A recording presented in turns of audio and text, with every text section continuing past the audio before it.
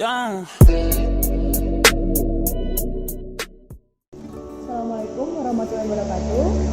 Perkenalkan, nama saya Iin Rahayu dari Administrasi Bisnis 2D. Pada video ini saya akan melakukan wawancara dengan Ibu Rahma selaku narasumber saya mengenai etika Pancasila. Baik, Bu Rahma, selamat pagi. Selamat pagi. Baik, untuk pertanyaan pertama, menurut Bu Rahma, apa pengertian dari etika Pancasila? Menurut saya, etika Pancasila itu adalah etika yang mendasarkan pada penilaian baik dan buruk pada nilai-nilai Pancasila, yaitu nilai ketuhanan, nilai kemanusiaan, nilai persatuan, nilai kerakyatan, dan nilai keadilan. Baik, Bu Rahma, saya akan masuk ke pertanyaan kedua. Pertanyaan kedua adalah, mengapa Pancasila itu dijadikan sistem etika di Indonesia? Pancasila itu sudah disepakati menjadi pandangan hidup berbangsa dan bernegara.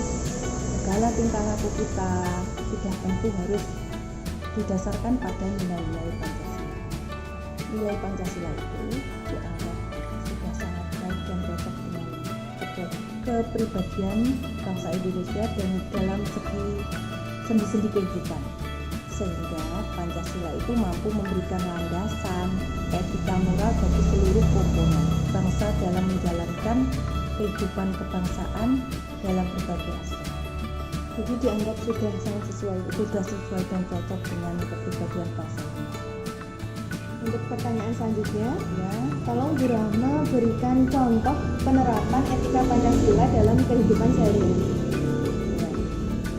seperti yang kita tahu, Pancasila itu ada 5 sila. Jadi kita harus menerapkan kelima sila tersebut. Untuk penerapan sila yang pertama itu adalah toleransi antara umat beragama. Kemudian sila kedua, kita memperlakukan manusia sesuai dengan kodratnya. Kemudian untuk penerapan sila yang ketiga itu adalah bersatu dalam penanggulangan bencana, atau misalnya kita menggalang dana bersama-sama dari satu daerah ke daerah yang lain. Kemudian sila yang keempat, saling menghargai pendapat dalam bermusyawarah. Kemudian yang terakhir itu adalah pemerataan pembangunan. Untuk pertanyaan selanjutnya, menurut Bu Rahma, bagaimana relevansi penerapan etika Pancasila saat ini? Saat ini etika masyarakat Indonesia masih mengamalkan Pancasila seperti yang saya contohkan tadi. Meskipun kita ketahui juga ada kemunduran dalam penerapannya. Misalnya, seperti banyaknya konflik dalam antar umat beragama, kemudian direnggutnya hak asasi manusia, pembunuhan, diskriminasi, bullying, kemudian lunturnya sopan santun pada generasi muda terhadap orang tua, dan pergaulan bebas di antara mereka. Hal-hal tersebut merupakan contoh nyata bahwa saat ini bisa dikatakan bangsa kita mengalami kemunduran dalam beretika. Tadi dikatakan oleh Bu Rahma bahwa penerapan etika Pancasila saat ini tuh mengalami kemunduran. Lalu menurut Bu Rahma, bagaimana solusi untuk mengatasi kemunduran tersebut? Untuk yang pertama yang kita lakukan adalah tanamkan rasa nasionalisme. Kemudian yang kedua, selalu tanamkan pendidikan etika dalam setiap jenjang pendidikan. Yang ketiga, mulailah untuk menghayati setiap nilai-nilai dalam sila Pancasila. Untuk yang keempat, yaitu disiplinkan diri untuk selalu mempunyai kode etik yang baik. Baik, Bu Rahma, terima kasih sudah meluangkan waktunya untuk menjadi narasumber wawancara saya. Sama-sama. Pada segmen ini, saya akan menjelaskan kesimpulan dari hasil wawancara saya tadi dengan Ibu Rahma. Kesimpulan yang pertama yaitu mengenai pengertian dari etika Pancasila. Etika Pancasila adalah penilaian perbuatan yang didasarkan baik buruknya perbuatan tersebut dinilai berdasarkan nilai-nilai dari sila-sila Pancasila. Perbuatan dikatakan baik apabila perbuatan tersebut sesuai dengan nilai-nilai dari sila-sila Pancasila. Sebaliknya, perbuatan dikatakan kurang baik apabila perbuatan tersebut menyeleweng atau melanggar nilai-nilai dalam sila-sila Pancasila. Yang selanjutnya adalah alasan kenapa Pancasila dijadikan menjadi sistem etika di Indonesia. Yang pertama adalah Pancasila seperti yang kita ketahui bersama sudah menjadi pedoman hidup untuk berbangsa dan bernegara, sehingga segala tingkah laku kita harus didasarkan pada Pancasila.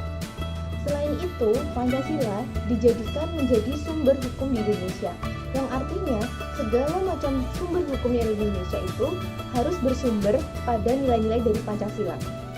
Sehingga ketika kita menjalankan kehidupan di berbagai bidang baik hukum, politik, ekonomi, sosial, dan budaya, semua itu harus berlandaskan pada Pancasila.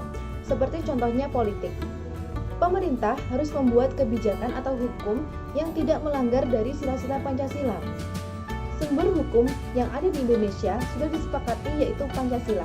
Artinya, hal tersebut menjadi patokan bagi kita untuk melaksanakan segala macam kegiatan di berbagai bidang kehidupan bersumber dari nilai-nilai Pancasila. Selanjutnya adalah relevansi penerapan etika Pancasila saat ini. Seperti yang kita ketahui bersama, penerapan etika Pancasila saat ini itu masih berlangsung. Seperti contohnya, saat ini masih ada kegiatan gotong royong, saling tolong menolong, musyawarah, bertoleransi antar agama, itu masih diterapkan di Indonesia. Namun sayangnya, penerapan etika Pancasila mengalami kemunduran saat ini. Kita ambil contoh seperti lunturnya sopan santun pada generasi muda, kemudian maraknya konflik antar suku dan antar agama, lalu perampasan hak asasi manusia seperti pembunuhan, diskriminasi, bullying, dan satu lagi ada kasus korupsi yang semakin marak di Indonesia. Hal tersebut jelas menunjukkan bahwa etika Pancasila di Indonesia saat ini mengalami kemunduran. Yang selanjutnya adalah contoh penerapan etika Pancasila dalam kehidupan sehari-hari. Yang pertama yaitu sila ketuhanan. Contohnya adalah kita bertoleransi antar umat beragama. Kemudian kita tidak memaksakan seseorang untuk memeluk agama tertentu. Sila yang kedua, contohnya yaitu kita memperlakukan manusia itu sesuai dengan kodratnya sebagai manusia, seperti kita memenuhi hak asasi manusianya. Kemudian yang ketiga, yaitu persatuan Indonesia. Contohnya adalah kita saling bersatu melakukan penggalangan dana untuk penanggulangan bencana. Kemudian contoh yang keempat, yaitu sila kerakyatan. Contohnya adalah kita menghargai pendapat seseorang ketika sedang bermusyawarah. Kemudian kita bertanggung jawab dalam melaksanakan keputusan musyawarah tersebut. Sila yang kelima, contohnya adalah melakukan pemberian bantuan kepada seseorang yang kurang mampu sehingga dirinya bisa mencukupi kebutuhan hidupnya. Nah, itu tadi adalah kesimpulan dari hasil wawancara saya dengan Ibu Rahma selaku narasumber saya. Terima kasih sudah menyaksikan video ini. Semoga video ini bermanfaat. Apabila ada kekurangan atau kesalahan kata, saya mohon maaf. Terima kasih. Akhir kata, wassalamualaikum warahmatullahi wabarakatuh.